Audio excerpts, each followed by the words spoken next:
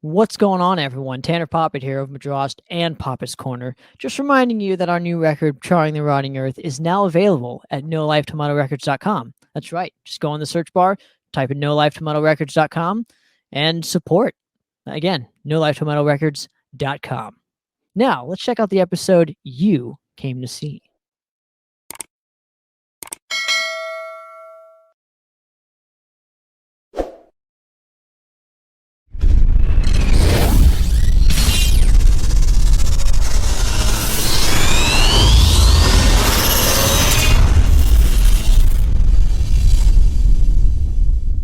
What's going on, everyone? Welcome to another edition of Poppitt's Corner, a brand new special episode. This is one that we're going to be doing more and more and more on, not this particular subject, but these kind of discussions where we don't interview bands. We kind of just discuss a topic that and see where it kind of leads. So we brought on Mr. Erik Kluiber today. Erik, how you doing, sir? Doing great, Tanner. And of course, Mr. Shannon Fry. How you doing, man? Good. Gentlemen, well, so I was thinking today there's a couple topics I would like to discuss. One was I wanted to discuss, and Erik and I kind of talked about this beforehand, but I still would like to bring this topic into question, and just we'll do the pros and cons of Bandcamp today within this discussion. And then there's also one topic where I kind of want to know your thoughts on what a respectable journalist is or whatever, because we have so many that in my opinion aren't, and I would just kind of like to know what you guys would like to see changed in that specific department. For sure. So if you guys are ready, I'd love to get started and just branch off of this and just see where it goes. So Shannon, why don't you take it off, and I'm going to ask you this. What has Bandcamp provided for you personally that you haven't got on another platform? The fact that you can find new bands instantly and hear songs and see music videos like MySpace sort of used to be, but this one's more dedicated to music. So on a whim, you could think of a band, you see a link to a band, see a band mentioned somewhere, hear a band's name, go to Bandcamp. 99% of the chance you have a chance of hearing them. You can find them and jam it out. Whether you like it or not, that's up to the person. But I think it's a great form of how to find new bands or delve into kind of more of a history of these bands that maybe you've never heard of. That's where I find a lot of my new bands. Now, how do you look for bands on a Bandcamp? Because it's not as easy as like if I was on YouTube and whatnot and discovering bands that way. I've found so many, but Bandcamp I've always kind of had a little trouble kind of finding new bands, particularly in any kind of genre that I'm looking for. So how do you specifically kind of locate these bands? There's always kind of a sounds like or similar to that'll pop up somewhere on the page, usually down at the bottom. You find that, hey, or see who likes their page, and you'll see who more bands are as that goes. Interesting. Now, Erik, I want to ask you this same kind of question. And being, I guess, a sign band, does Ripple actually put your guys' stuff on, or do you guys put your own? We put it on ourselves. So Ripple has their own store, and we'd be a part of that, along with however many bands Ripple has, and then we have our own page. And then, so our very first EP was called Dehumanized, and Ulrich Wild put that out on his label called Worm Group. And somehow he's got that arranged to, we don't have any access about that. That's very protected. So any orders go directly to him. We're not even made aware of those orders, but it is still on our page, even though he controls it. I don't know exactly how that was set up, but that's a cool feature for that particular instance. So he takes care of all the money that is and shipping of that particular item, which is the Dehumanized CD. So that's what's up with that. And then, so I'm assuming let's talk about obviously the Great Fur Rising. You guys have released what, last year? Is it that long already? I mean, it came. We were releasing videos around this time last year. The CD and vinyl came out in early April, which will be here before you know it, but we're not quite there yet, right? It's just crazy. So with this instance, you guys, you said you guys were promoting it with the videos and whatnot. Were you guys responsible for getting the pre-orders out, or was this a label thing, and Bandcamp was just kind of made it easier on that specific aspect as well? So let's think. I mean, I think Ripple, they set up the release date, and then it's always up to us to stock our own page and get it up on our page. Then they send us a quantity of records. Basically, I mean, I wouldn't say it's on consignment. We buy them from them, and then we sell them for our price. So if you do get a chance, I mean, it benefits us more to sell them directly through us.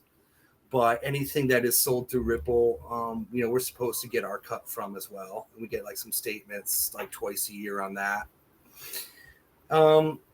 Yeah. So does that answer that question? So when you say that you get more when it's directly through you guys, does that mean the Void Vator Bandcamp, or does that mean like emailing you, or do you have your own? Through the Bandcamp, and we used to also use another platform as well that is not like Bandcamp, where like Bandcamp also reports your numbers when you enter the barcode and whatnot, so you can get a little bit of national credit, some legitimacy on your sales. Oh my gosh, what was it? There was a really, really popular other like platform. Can you think of any others? Well, yeah, there was like Big Cartel I was using. Big Cartel. All right, so that one's kind of cool because you can just have a subscription and then they won't take any cut, right? But so because Bandcamp takes a cut, and I don't know the exact percentage off the top of my head. I'd have to go look at those numbers.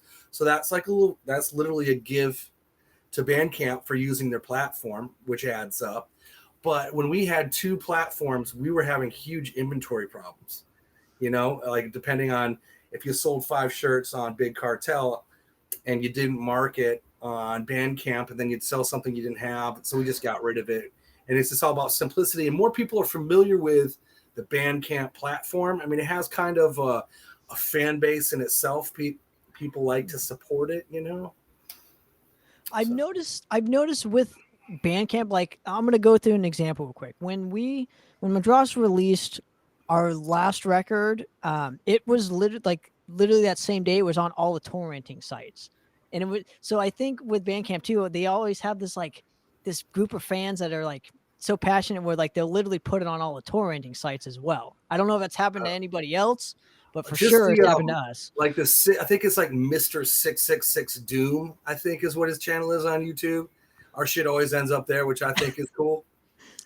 Wait, and there's nothing wrong with it. And Shannon, you could please chime in, on this, but I just think it was like a weird but cool kind of thing where fans are just passionate, and it's only for some reason if you put it on Bandcamp, literally it spreads everywhere. Like Erik said, it has its own fan base.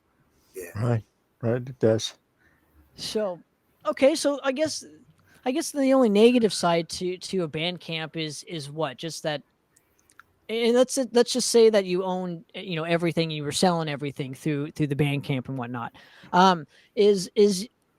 And going off of Erik's point where I think they take like a 10 or 15% cut, but they don't take it off of physical sales. I think they just take the digital, but it accumulates to where if you don't sell like a physical product and the price doesn't match what you owe them, then they take it off of that. Are you sure? I thought it was a 10% across the board.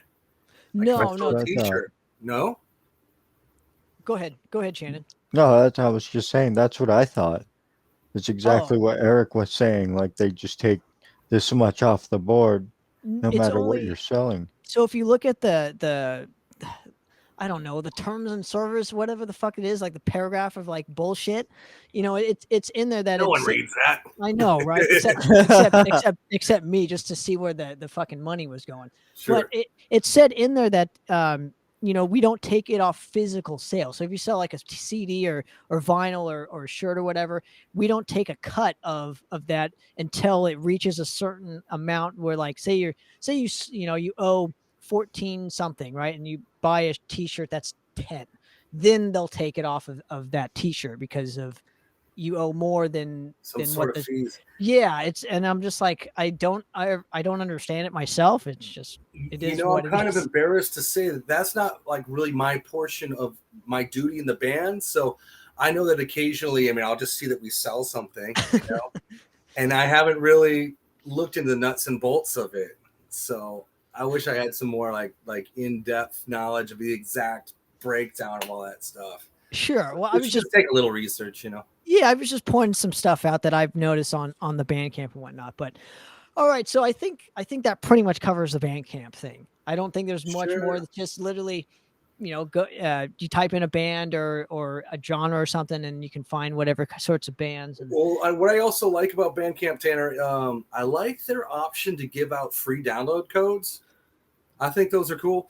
I have a little eBay side hustle, and I'll send a download code with any sort of like rock or metal CD I sell, and some people do use those. It's kind of cool, right? no, explain the free download kind of things, because so if you sell a certain amount, you get 1,000 down codes or credits or whatever each time or whatever. I don't know how it works. I don't know kind Yeah, of they how add to. up. I feel like there are tiers of sales that you have to pass, kind of like a video game or something. Sure. But at some point, unless you're just giving out hundreds and hundreds of codes, which I do see some bands, they'll just like take a picture of a printout of a page and they'll post it. Like Doomed and Stone does it a lot. And then people will claim the codes. Like, hey, I claimed, because it's like an 8 or 10 digit number. I claimed XYZ, etc. And that's pretty cool, because I like to have the MP3s. I think there's value to it, to actually having it and not just having everything streaming. Like even and some people don't like I have the product as well. I got my CDs on the wall right here. But yeah, I like to own the MP3 of shit. Well, but you also have the option to where if you sell a physical format or a T-shirt or whatnot, you can give out that specific record for free as well. So, like, say they buy the vinyl, for madras.bandcamp.com, you can go there right now. If you buy a vinyl or CD, see how I did that shit, and basically, it gives you the option of giving that said album when they purchase that. So I think that's a cool feature as well. So where I don't even need to give them a download card when they purchase it, they automatically get it. They get it, yeah.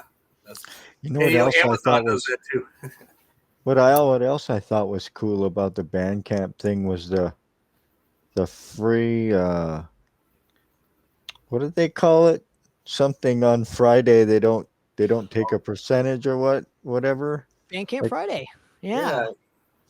I thought that's kind of cool for them to do that, Now, one day a week help the bands. Other than that, I think it's the first cut. Friday of every month. Was maybe it's still going on, and then they stopped it, and then maybe they brought it back. So Now, I don't know whose decision was for that.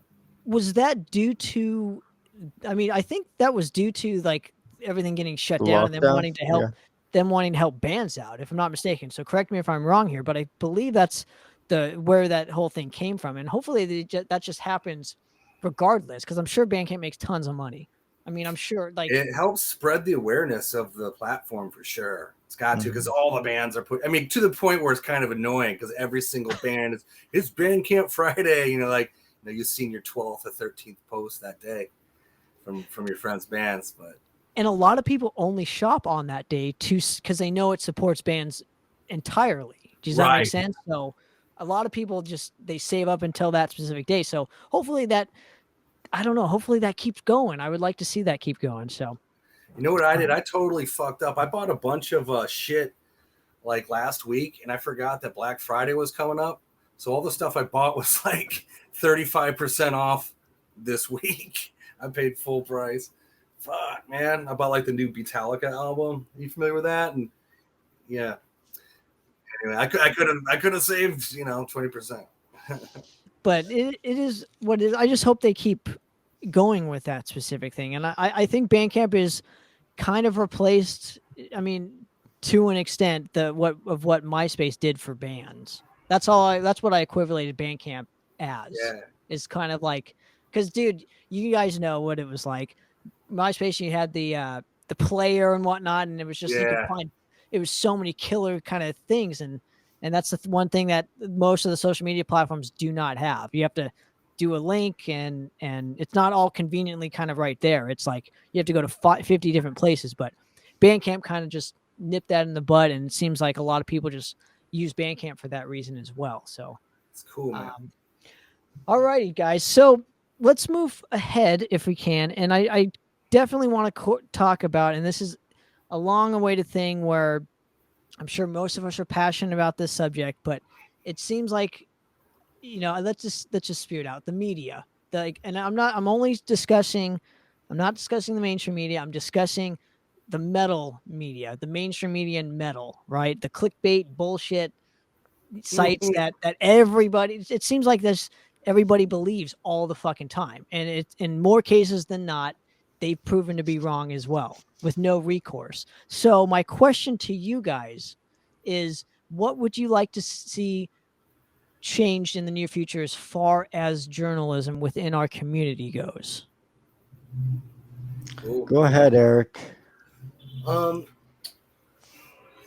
there's not too many of the journalists that I like, and they're pushing a mainstream agenda, the lamestream agenda. They follow right in line with the narrative, which really pisses me off.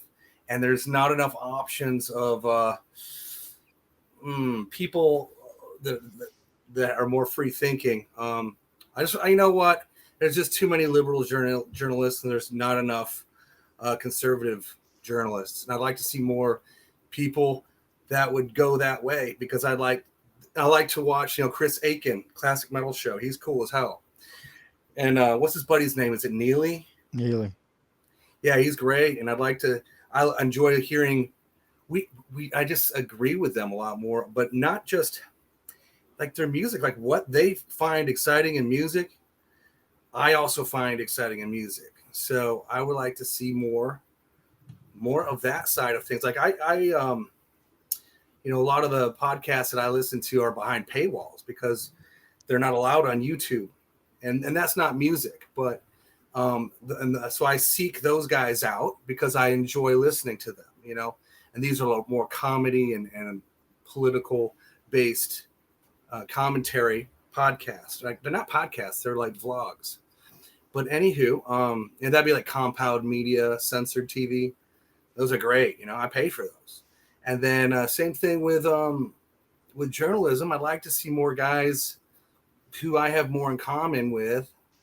I'd like to see more options with that personally. Yeah. I like this. I like this kind of discussion and whatnot. And I absolutely agree with Eric. I think me and him have had so many discussions on this specific topic and whatnot. And I would like to be part of that change as well. Where it's more of like, you're not afraid to say and do whatever the fuck you want to do anymore. And it seems like a lot of journalisms follow the money only and not the integrity of what the music should be. That's my biggest gripe with a lot of these platforms and these clickbait TMZ bullshits of metal kind of sites. So I would just like to see more integrity in journalism and not these kind of quote unquote journalists, because I don't classify them as journalists. They're more of like talking heads to me, and it's, again, just my opinion. And I would like to see the other side not apologize for this either, right? Because it seems like the other side doesn't apologize, and it seems like the other side does. So you lose a bunch of, you just lose a bunch of credibility or steam, or just, you know what I mean? Like, it seems like the other side has the upper hand when you don't apologize for shit. Always, yeah, they talk about that. You never apologize because no one accepts your apology anyway. You just end up losing face. What do you think, Shannon? Well, going off of what you said, I don't like how the media pushes certain bands, and those are the bands that you have to pay attention to. And then those same bands have members that open their fucking mouth about something. It's that, sure, we live in a society and in a country that I'm glad we live in, that you're allowed to express your opinion. Your opinion matters. However, why does journalists always have to ask a political question for them to show what side of the political spectrum they're on, instead of making it about their band? Well, I see Like, what you're you're saying. in a band, you became popular for a reason. Talk about your band. What's so relevant about your band? Let's give, I don't even like talking about the guy, but I'm going to. For example, Corey Taylor. Every time Corey Taylor opens his suck, it's on Blabbermouth. It's on Brave Words. It's on every media site that, oh, this is what Corey Taylor thinks. I don't care what Corey Taylor thinks. He has his right to his opinion. Sure, be glad you have that. And I'm glad you stated your opinion. But it's not a journalist's responsibility to push an agenda that they're pushing, that they had to ask that question in order for that answer and that specific person to be in the news. Okay, yeah. So that really bothers me. Every time you open Blabbermouth, like, that's a lot of people's music news source. It's more of a TMZ for metal and hard rock, but it's gotten to the point also. Well, listen to what Corey Taylor said, or listen to what Tommy Lee of Motley Crue said. I don't care what they think. I care about what they have going as a band. Maybe I'm interested, maybe I'm not. I have the opportunity to skip over it and not read it, but it's a headline. Now I have to see that headline because that's where it's at. Well, I don't care what you think. I have my opinion too, and my opinion just doesn't seem to matter if somebody were to ask me. But yet, why would I want them asking me that question? Pass it on. This is about the band. This is about the tour. This is about the album, the EP, the song, the video, the merchandise. Whatever the band has going, that should be what matters. Nothing else about anything matters to me. I agree. And where I'm going with this is, I can tell you this from experience. I've been asked political questions within the past year, and I always bypass it. I never mention. Find a way out of it. No, Find a way to answer it that maybe yeah, what I always do is different. I do it professionally, because I don't think it's professional of a journalist to ask political questions to a band, because I as a journalist am not interested in your fucking politics. I'm interested in what's going on with this specific record. And Erik will tell you, I've interviewed him. Oh my gosh. How many times have I interviewed you? Like 4 times or so. Yeah. Have I ever asked? I don't even think I've asked you a political question, because I don't care. Right. And I think that's the difference. And maybe that's why these journalists are making it, because they are pushing that said agenda that I'm not. I just would rather change it for the better with not doing that. Do you know what I mean? Kind of be the change instead of just talking about it. So it seems like a lot of people just want to be on those platforms, and in order to do that, you kind of have to ask political you have questions. to play ball. I mean, I guess that's how and those are the people that they champion, which gets really annoying too. That's why you hear about the same people, because they have the same people that follow their views that they push, which I'm not into to begin with. So it gets really frustrating to me. That's why I at least want some balance. But I think what you guys are saying, or maybe we just shouldn't go there. Okay, let's quit pushing this angle. That makes sense to me, because what's happening is they got their champions, who I think they're all a bunch of fucking beta cuck pussies, and then all my guys they're not even mentioned, and if they are, it's in some sort of derogatory ways, So like the people that they champion, I tend to like, fuck, I don't like anything about them, and it's pretty old. It gets pretty old. I think the how to combat this is not to go on their platforms at all. And when you see headlines like that, don't even click on it. don't even give them said power or money. If you want, alternate media like what we're doing on the CMS podcast network, I mean, I'm comfortable enough to say that I think we're doing something different than these other platforms. It's like, go to those sites instead. Or what Erik was saying, compound media. I know that's Kumia and whatnot, but they have a lot of great shows as well and whatnot. But I mean, I'm kind of now on the Rumble kick. I love going on Rumble now instead of the YouTubes and whatnot, because I just like giving them my business now, Sure. So I think there's finding alternate platforms and kind of utilizing them more and more.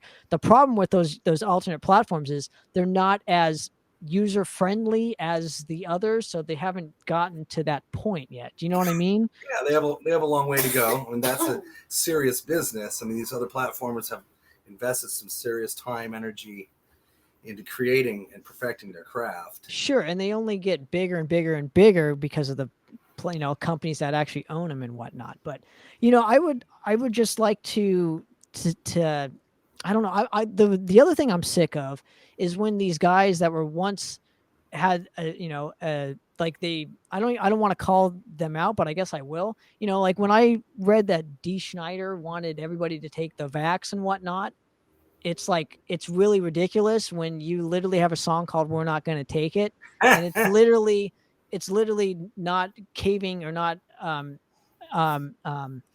what is it, not fighting the system, rebelling. yeah, rebelling against, it's literally about rebelling against the system. Like, we're not going to fucking do this, right?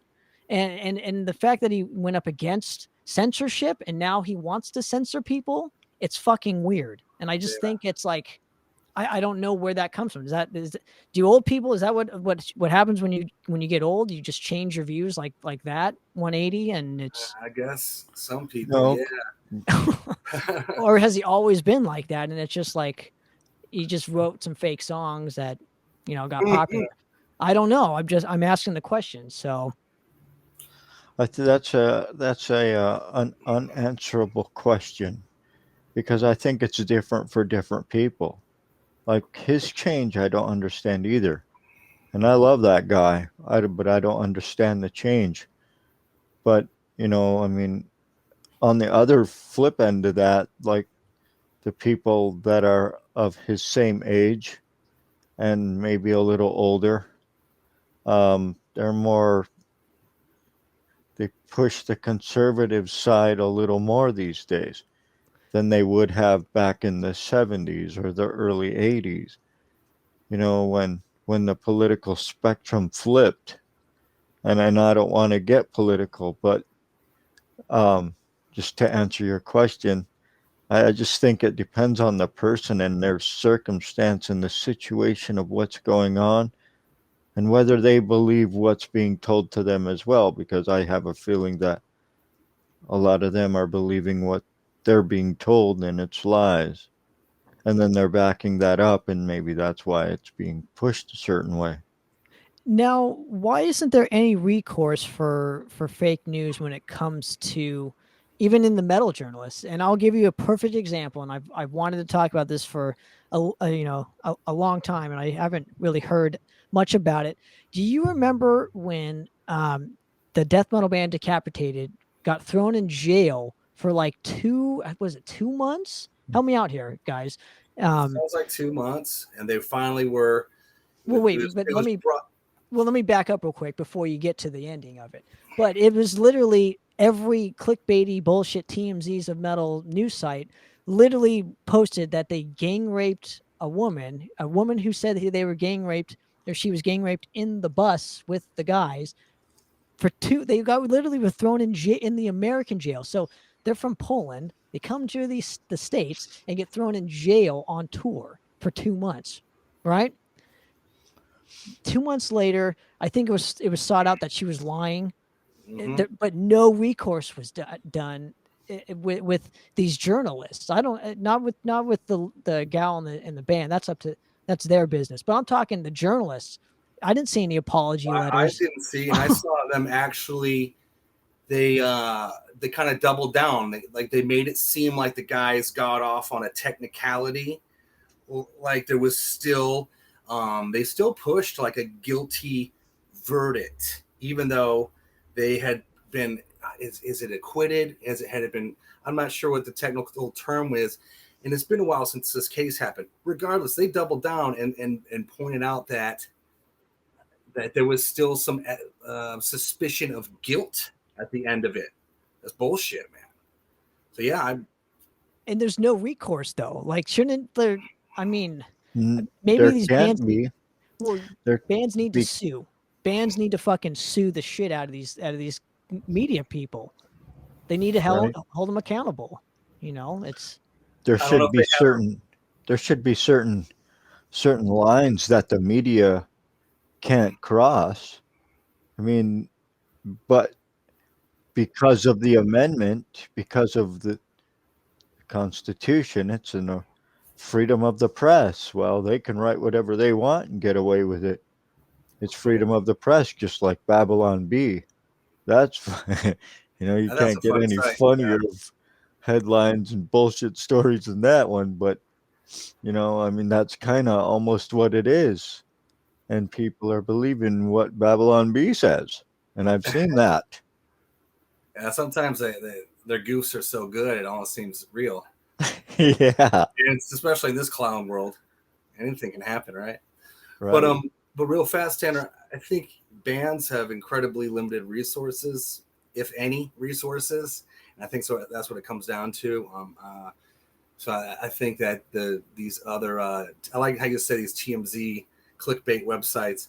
Yeah, they just get away with it, and they might be making mistakes. They don't know what they're necessarily doing. I'm not sure if any of them are very versed in the legal field. I mean, they're just doing whatever they're doing, and then if someone wants to call them on it, I guess. But I don't know if maybe the band didn't have any resources to defend themselves. They were probably just happy to go back home and not be thrown in prison. Well, they probably accusation. Well, they probably will never come to the States ever again. I wouldn't. I would never go to another country where, I mean, yeah, that was probably super traumatic, man. Yeah, those guys wanted their heads. I know the publications that you're talking about, and they wanted blood, and they wanted those guys hung in the town square.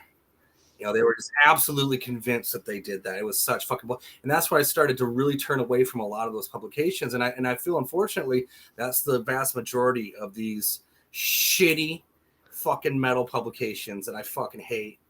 And you just really saw their true mean spirit, and it's just wrong. It's against everything that metal is. These fucking publications are not metal, period. The guys that write them are not metal, much less rock and roll. They're the furthest thing from it, and I can't stand it. So I'd like to see some real metal publications, and that just needs some people to do it that are cut from a different cloth, these cocksuckers. I agree. Like I said, the only way to do it though is to be the change, right? So you kind of have to support the people that are actually doing it for real. And I know it bums me out to know that like that we have people in this world that are like that. They literally are only in it for spite and greed, and it's weird that it's in like a genre of music that literally is like a niche market to begin with, because it's not like the whole world is into metal. No, I mean, great point. Yeah, they're the enemy. They're the enemy, and I've come to accept my enemy a long time ago. I mean, that's part of life, and unfortunately, they seem to outnumber. The bad outnumbers the good by quite a bit, So that's like, well, they make you think that. They make you think that. We don't know. Okay. Yeah, fair enough. Well, I like what you're doing, Tanner. I mean, I've always been a big supporter. Also, what you do is interesting. Like, that's my other complaint about the media. I think what they report on is fucking boring. I don't like it. The shit they like, I don't like. I think it sucks. If their champions are crap. Yeah. I appreciate that, Shannon. What are your thoughts on this? On what exactly? What we're talking about. Are you a fan of this kind of journalism? Are you? Oh, no, absolutely not. Just like I was saying, I don't think it's right that they do what they're doing, and I wish they would change it.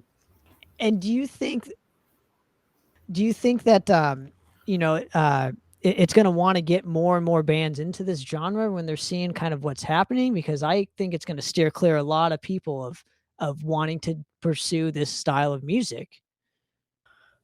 I don't think it would push them away unless they really give a shit what what that specific person spouting off about their opinion about, if they actually make that part of what they consider to be part of music, if that makes any sense. You know, when I was younger, I didn't give a shit what anyone said because I was just discovering the music, and I was looking for that extra, that next band, that next aggression, that next push.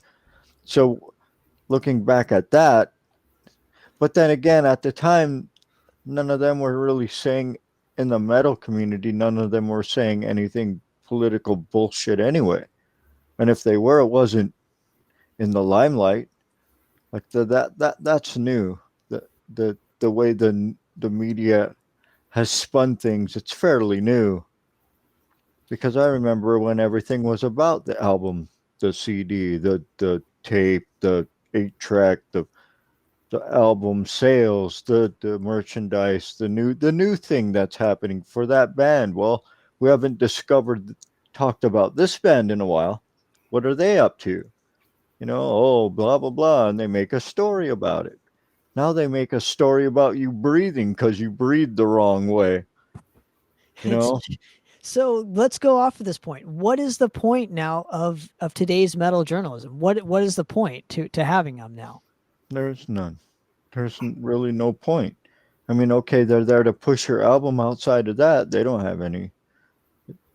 Yeah, I notice, unfortunately, when they do write about just, I don't know how much effort they put in the article, but when they just write about the music, it gets almost no likes or comments or views, really. Like, people seem to be going there just for the dirt, which has kind of, I mean, that's just how it is, you know. You know, what's the point? I would like to see guys who are into specific genres that are up and coming, which you do, Tanner. I mean, you used to be mostly into death and thrash, and I think that's great. You know, I like to see more journalism on some of my favorite, like Unto Others. You know, like we're playing with them tomorrow at the Constellation Room, and still like, and they have they're on Roadrunner Records, and that's about as big as it gets, really. But still to this day, 99.9999999% of anybody who's into music, who's into our style of music, they have not heard of them at fucking all. They're a great band, dude. Never heard of them. Oh, fair enough. Yeah, I mean, you know, it's a goth rock. You know, goth rock meets Metallica, and I think it's great. You know, they're from Portland. Anywho, though, still, it's. I just don't think there's a lot of effort being pushed on these bands, because I think people just don't fucking care. They'd rather write a goddamn article about fucking Megadeth or something, you know. Well, the thing is, though, those bands get skipped. You know what I mean? Those bands aren't pushed. Yeah. I've never heard of them. So, like, something's wrong there. I don't know where they're lacking, but I've never heard of them. So, yeah, well, I think that's on the journalism, because they don't want to write about them, because people, I think they'd rather write something that has kind of like all these fucking tribute bands, you know. People just, they're easy to book. I mean, I understand why people join tribute bands, because it's kind of a built-in market, and you don't have to do much work, you know. It's just easier. And I think there's a lot of lazy journalists. That's what it comes down to. They're not really interested in journalism. They're interested in the glamour side. They want their fame. They want their notoriety. They want their name out there. I don't know how much these guys get paid, but like, they want to just interview someone famous. And that's not journalism. That's not pushing new concepts and exposing new bands. Well, those type of interviews don't generate clicks, though. So I don't know what the fuck they're thinking about when they're interviewing these rock stars, because I can tell you from experience, from even just being in on this specific platform and whatnot. Like, case in point, Chris Aiken interviewed Dave Ellefson, right? It was his first interview outside of essentially getting kicked out of Megadeth. Yeah. It literally got 2,000 views on YouTube and whatnot. That's it. That's essentially the amount of clicks that, and it got on the TMZs of metal sites that you guys are talking about and whatnot, and it literally didn't generate dick. So I don't know what these journalists are thinking when it comes to that. So I think They want to be the first one to cash in on that new thing. I get it. Oh, Dave Ellefson, well, he got kicked out of Megadeth for what he did. Okay, so now all of a sudden he's quiet for 7, 8 months, and he comes back out of hiding to promote his new band, and now he's ready to take on the world and, you know, explain his side of the story. So these journalists think that they're going to be the lucky one and get their Eddie Trunk moment. I was the first to do this, and they, just like Erik was saying, that they want that fame. This might be their claim to fame, their 15 minutes, and maybe it'll latch on to something bigger, like CBS News or something. I don't know, but that'll never ever happen. That'll never happen, dude. I know. You know why? Because they have their own people that do that, right? Mm. So I think, let me go off at this point and branch off here and get your guys' opinions on this, lastly. And I want to thank you again for coming on and hanging. Hopefully we can do more and more of these, because I think these are very beneficial to, especially my mind, and hopefully other people's minds that are kind of frustrated in a state of frustration, I should say, is I think people just stopped wanting to discover new bands. I think they just got comfortable writing about the same bands and listening to the same bands. Yeah, but even fans and whatnot, and I think there are, you're always going to have those fans that want to discover new music and are passionate music fans like all of us are. But you're also going to have those people that are just, they reach a certain point in their life and that's it. Yeah. So it's a sad reality, man. I've got a lot of friends who I think get annoyed talking to me because they almost feel like I'm picking on them or something, because I'll be talking, hey, what, you heard anything cool? And like, no, I haven't heard anything cool. No, it's like they get really annoyed, you know? I mean, I'm like, oh shit, dude, I just figured, we're always listening for something cool, right? No. and I also feel like this generation needs its own voices.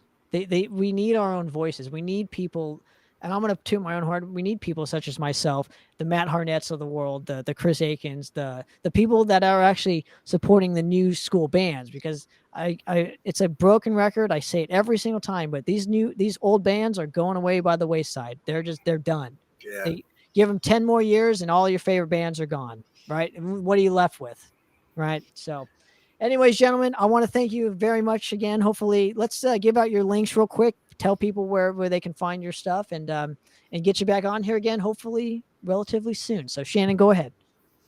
Find Avenger of Blood on Facebook, Bandcamp, of course, since we were talking about it. That's pretty much it. Yeah, same over here. Void Vator. Just get the spelling right. VOID. Second word, VATOR. Facebook, Instagram, Bandcamp. Those are good places to go. Oh, there you go. Nice. There you go. Help you out. And obviously, I'm just going to whore my band out. Why not? PoppittsCorner.com, madross.bandcamp.com. And gentlemen, I want to thank you guys so much again. Let's do this hopefully relatively soon. And for another episode of Poppitt's Corner, guys, we're out. Cheers.